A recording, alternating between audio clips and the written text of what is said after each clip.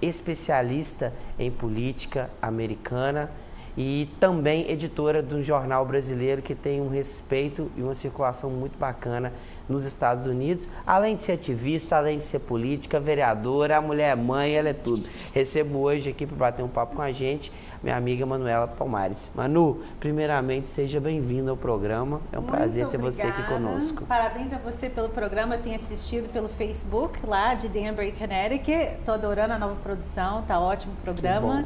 E obrigada pelo convite de estar aqui com você. Você já esteve com a gente num outro momento, quando a gente foi falar até mesmo dessa coisa da imigração, né?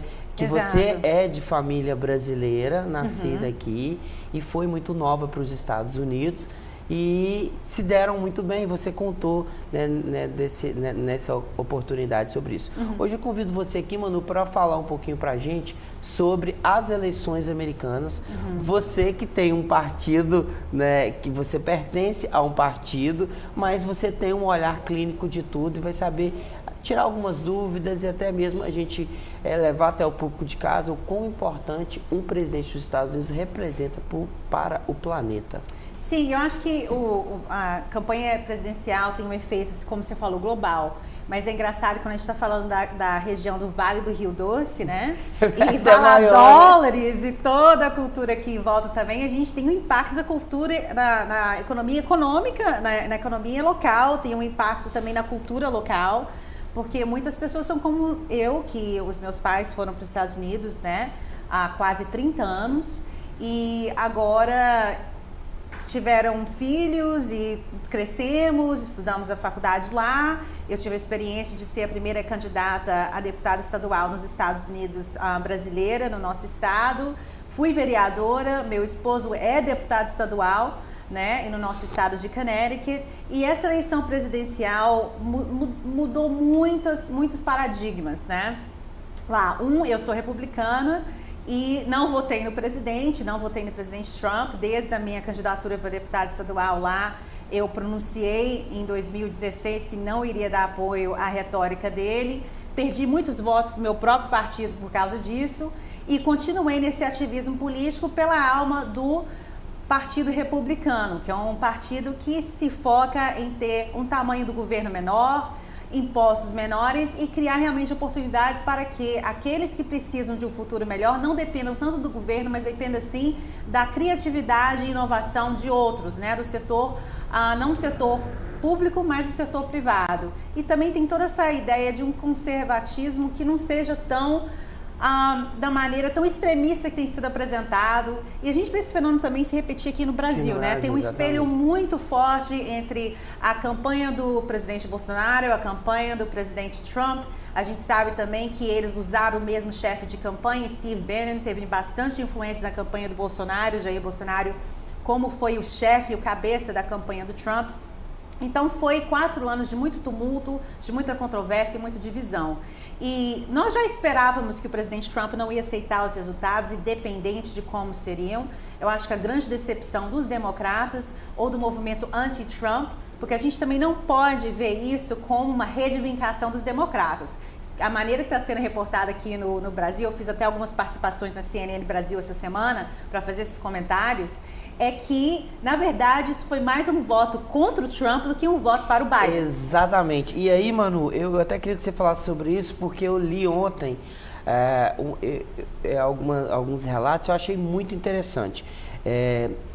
Foi literalmente uma lavada.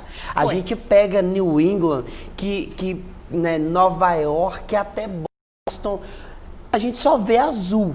Aí a gente pula um meio vermelho e pega o outro lado. Mas o que mais chama atenção é que as grandes capitais, né, as grandes metrópoles, elas deram assim um coro tão grande de voto no Trump. A gente fala de 15% em alguma capital contra 80%, 90%. A gente fala em 5% de apoio a Trump contra uma diferença enorme. O que aconteceu nesse meio tempo aí com a capital, que tem um olhar diferente do campo? Olha, primeiro que eu acho que quando todas as emoções se abaixarem um pouco, essa onda azul vai ficar com um pouquinho mais de roxo do que azul. Sim. É uma mistura de vermelho com azul. Você tem aí certos estados que são a sua própria história. Por exemplo, a Geórgia, tá? Vamos pegar a Geórgia. A Geórgia não é um estado ali que só fala assim, olha, é um grande fenômeno, Geórgia virou para azul. Vamos entender a história da Geórgia, vamos entender a história de Stacey Abrams. Stacey Abrams era uma deputada estadual democrata que perdeu a candidatura para governadora por 55 mil votos e usou toda a frustração dela para registrar 800 mil novos eleitores de cor, pessoas negras, pessoas latinas.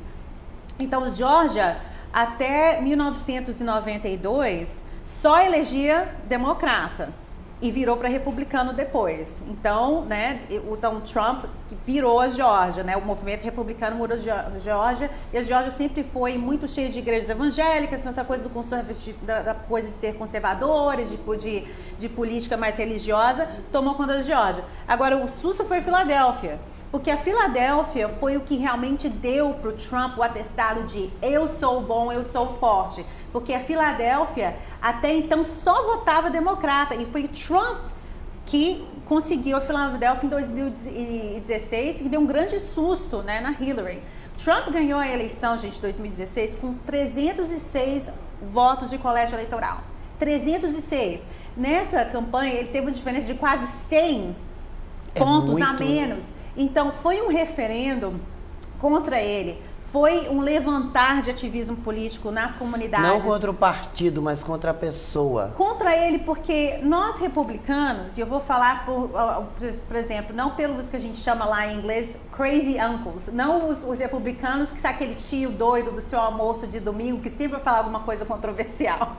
A gente não é esse tipo de republicano, né? Eu e meu esposo. Nós somos republicanos moderados, republicanos que entendem que tem pessoas que vão precisar da ajuda do governo, tem que ter programas de assistência, mas tem que ter um balanço entre impostos, gastos e como que a gente faz isso tudo junto. Então, o que aconteceu? Essas pessoas votaram democrata. Então, quando a gente fala blue wave, essa é uma blue wave temporada, porque quem vota na eleição presidencial nem sempre vota na municipal ou na estadual.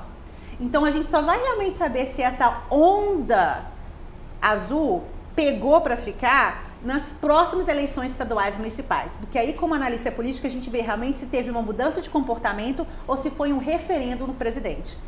Então, não é muito cedo de fazer essa premonição que agora os Estados Unidos vai ficar mais democrata, porque se eu não ver o mesmo resultado no nível estadual e no nível municipal, pode saber que realmente o Trump foi mandado embora do emprego de uma maneira humilhante, que foi realmente só sobre ele e não foi sobre questões ideológicas de partido. Eu tô acreditando mais nessa segunda opção sua, a gente vai aguardar para ver, mas eu tô acreditando mais que foi, aqui no Brasil a gente costuma falar uma aversão, que é uma rejeição, né? Aqui todas as pesquisas que são executadas para os candidatos, ela na mesma pesquisa conta um índice de rejeição, e o índice eu acho que o que levou a derrota do Trump foi exatamente isso, esse índice de rejeição muito grande. Mas vamos lá no que importa.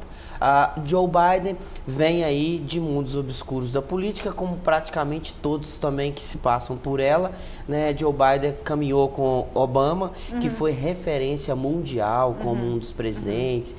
E a gente se surpreendeu porque, se a gente olha analiticamente, todos os presidentes conseguiram reeleição, até o Bush, né, foi reeleito, e o Bush, diga-se de passagem, era um presidente guerrilheiro. Mas sabe o que é interessante que eu tô vendo agora? Que a gente está olhando no espelho, né, do retrovisor, e hoje o Bush é um santo, hoje o John McCain era o santo. John McCain, gente, foi completamente o vilão da história, né, da campanha de Barack Obama, e hoje nós, como republicanos e até os democratas, oram, pedem a Deus para o John McCain, e infelizmente nós perdemos ele no ano passado. Era um grande líder do Partido Republicano, era uma pessoa moderada, mas a gente está levando políticas tão extremas no mundo todo, não só nos Estados Unidos, que a gente não está dando mais o que? Ar e respiração para aqueles moderados. Por isso que perdemos uma oportunidade de um grande líder como John McCain, perdemos a oportunidade também no Mitt Romney, né, e outras pessoas assim. Mas Joe Biden não é tão obscuro. Joe Biden, na verdade, ele é o estabelecimento político, né? Ele literalmente representa o estabelecimento político, Ele é o senador que tem mais tempo de casa na história da política dos Estados Unidos. Ele conhece todo mundo. Pelo menos experiência ele traz. Ele tem muita experiência e ele traz muita diplomacia. É isso que eu ia até dizer. Ô Manu, o que você tem achado desde quando foi cravado mesmo aí o resultado? E ele, na verdade, aguardou até o fim para se pronunciar e tal. E ele vem com um discurso bem moderado, bem tranquilo. Ele é um político clássico. Ele não é controverso, ele é um político clássico, mas já sofreu de várias gafes de não ser politicamente correto ao longo de sua estrada como político. E o Partido Democrata sabia que depois de uma onda vermelha que foi Trump, escolher os candidatos mais novos, mais radicais para a esquerda, era completamente pôr a eleição na mesa. Então eles agiram de uma maneira muito temperada, muito moderada e cautelosa, porque sabia que realmente a alma dos Estados Unidos estava em jogo. Eles não podiam brincar agora com a sorte e ir com um candidato mais extremo. Então Joe Biden foi a escolha morna, mas certa. Não foi uma escolha quente, não foi uma escolha que vai mudar o paradigma político, mas foi algo seguro, que fez republicanos como eu sentir completamente confortáveis em votar para ele.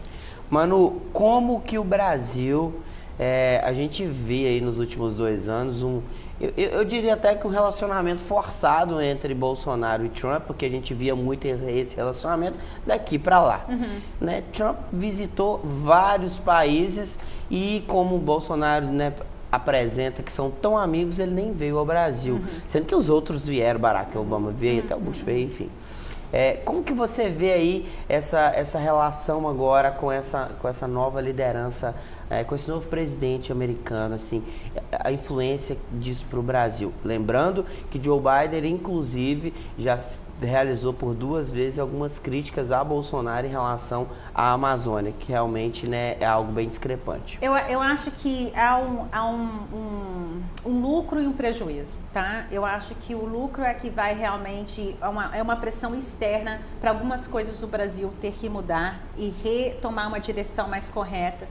E o prejuízo é que não se esqueça que os democratas, ele vê a política do Brasil de uma maneira muito simplória, porque lá nós temos só, na verdade, 2 partidos, o terceiro partido, ele é só um desencargo de consciência para quem não quer votar para um candidato. Então, o que acontece?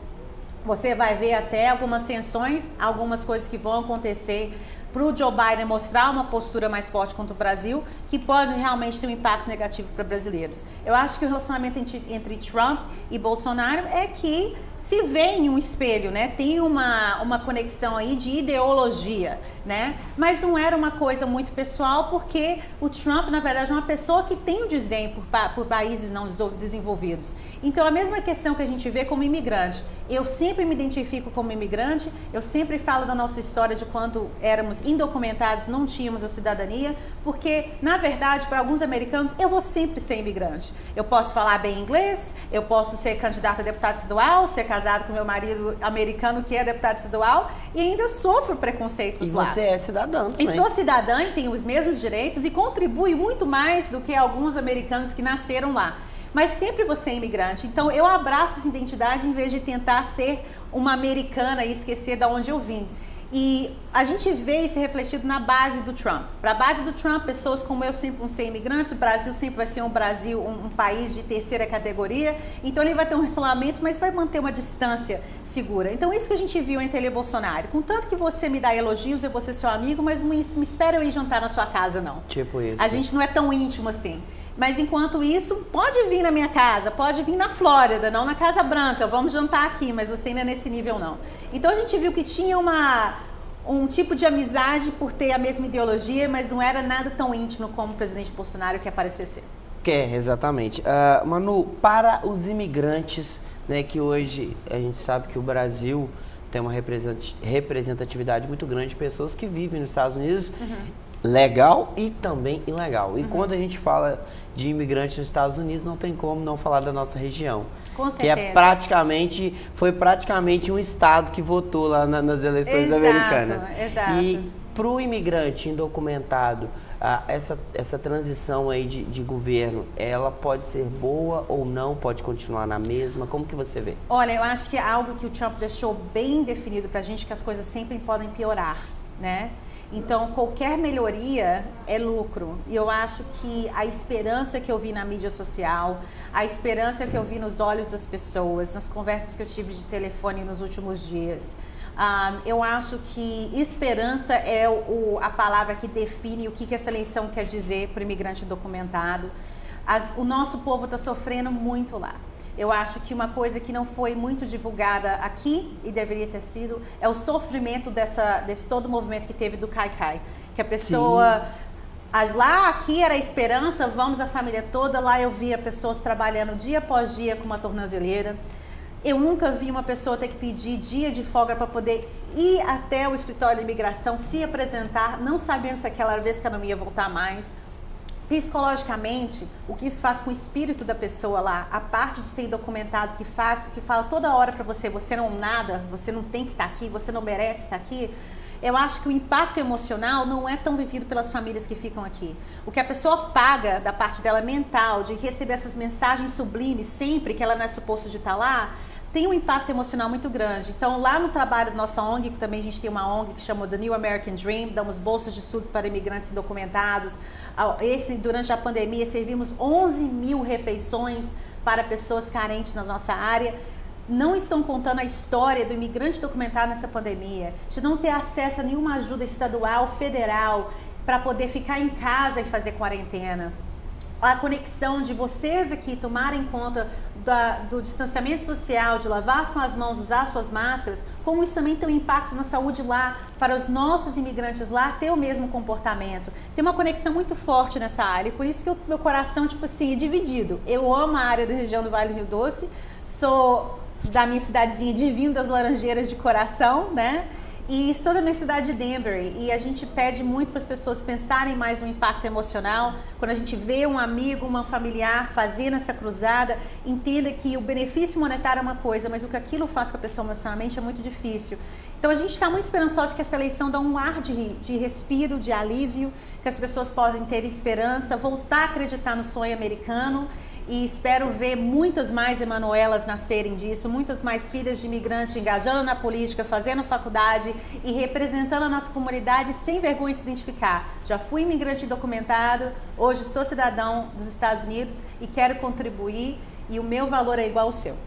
Porque, continuando, Manuela, o que você disse, no governo Obama nunca parou de ter deportação, obviamente. Não, ele deportou mais do que qualquer presidente. Mas era, por exemplo, a gente não viu, por exemplo, aquele período de separando pais e filhos ficando em 3, 4 meses isolados. E, enfim, fala-se até que o presidente que mais deportou foi o Obama, né?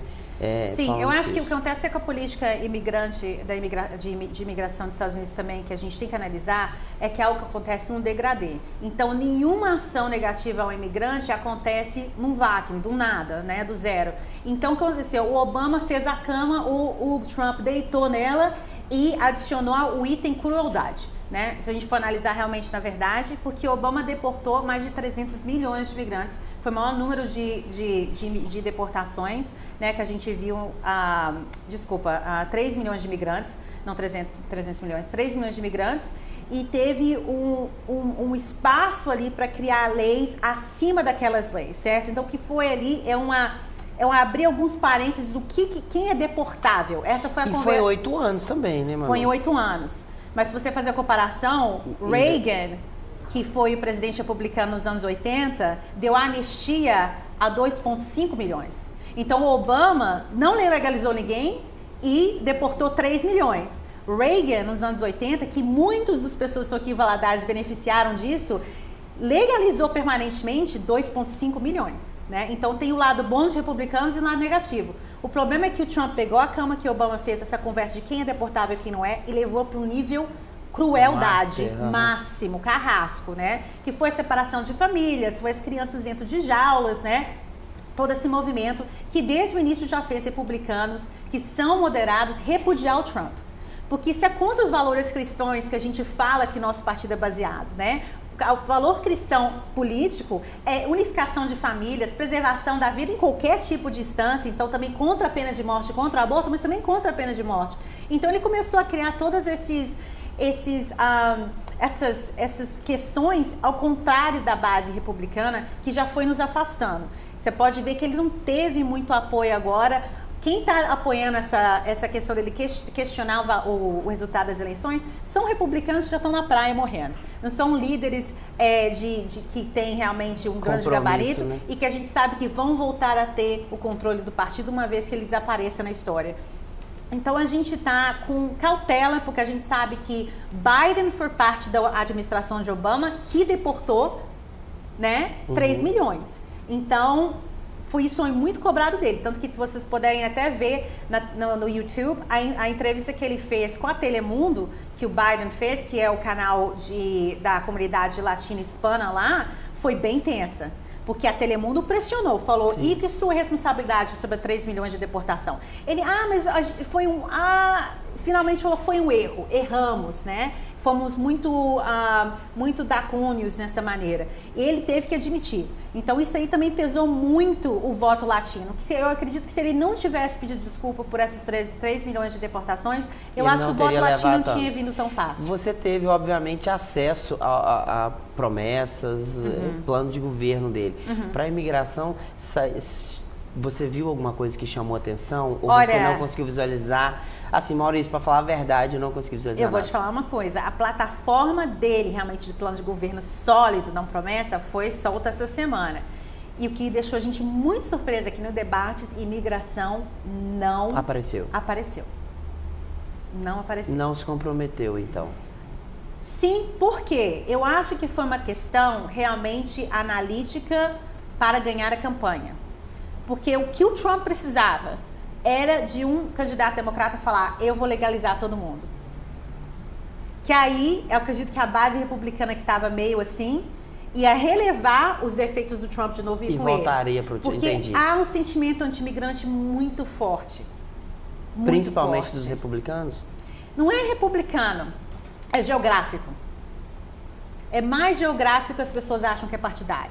Quando você olha ali na parte do meio dos Estados Unidos, no Midwest que eles falam, Ohio, né, Montana e tal, você tem que olhar quais são as indústrias rurais, qual que é a mão de obra das grandes fábricas de carne, das grandes fazendas, é mão de obra imigrante indocumentada barata. Então é uma questão econômica, Maurício, não é uma questão política ideológica. Esses Perdue, grandes fabricantes de carnes, de alimentos, né? A indústria toda de laranjas da Flórida, a indústria toda de alface e de amêndoas da Califórnia é dependente da imigração ilegal. Para eles ter mão de obra barata. E da onde que vem o dinheiro das grandes campanhas federais? São de doações ilimitadas de empresas privadas. Então a gente tem que ter um olho um pouquinho mais clínico. É muito fácil a gente comer essa comidinha mastigada. Republicana é anti-imigrante e democrata não é. Qual que é o democrata que deu anistia? Nenhum, não tem. Então a gente tem que ver onde que está realmente a política seguida de leis que concretizam na vida do cidadão, né? E onde está realmente só a retórica, só aquela conversa para poder demonizar um ao outro e nada ir para frente. Então, eu acho que a razão que Biden não falou é porque ele quer fazer. Porque quando você fala de imigração, você não faz. Quando você não faz, porque você perde base. Entendi. Perde base, porque há democratas que são anti-imigrantes.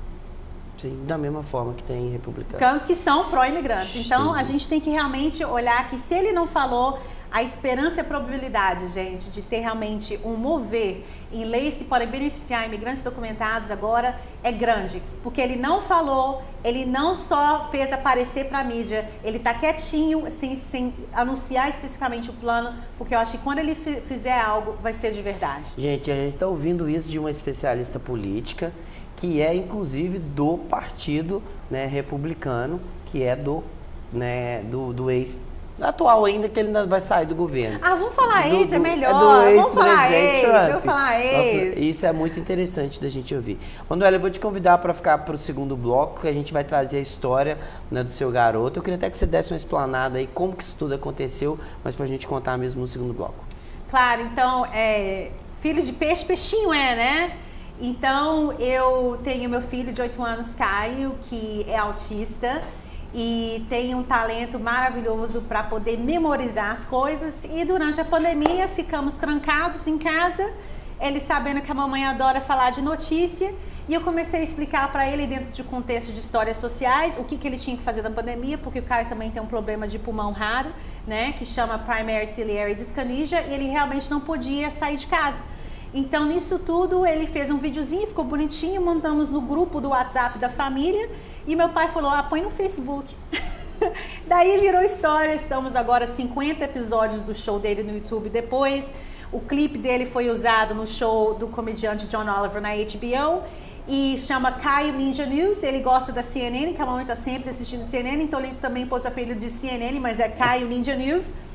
E acabou que ele também saiu na CNN e falou que a cabeça dele explodiu, que era CNN na CNN, que ele estava no Matrix, né? Mas tem sido muito divertido, uma maneira da gente passar esse período. A gente consegue visualizar esses vídeos pelo YouTube, não consegue? Sim, Nós vamos fazer o seguinte, vai no apoio cultural, a gente volta, o Caio vai estar sentado aqui com a gente, a gente vai inclusive ver algum episódio e você contar um pouco mais. Quando eu digo ela contar, gente, é porque ele fala mais inglês, muito pouco português, né? Então, próximo bloco a gente dá continuidade, viu, Manu? Você fica com a gente aqui. Será um prazer. E eu quero lembrar você de casa que o Açougue Sabor da Carne está funcionando no mercado municipal.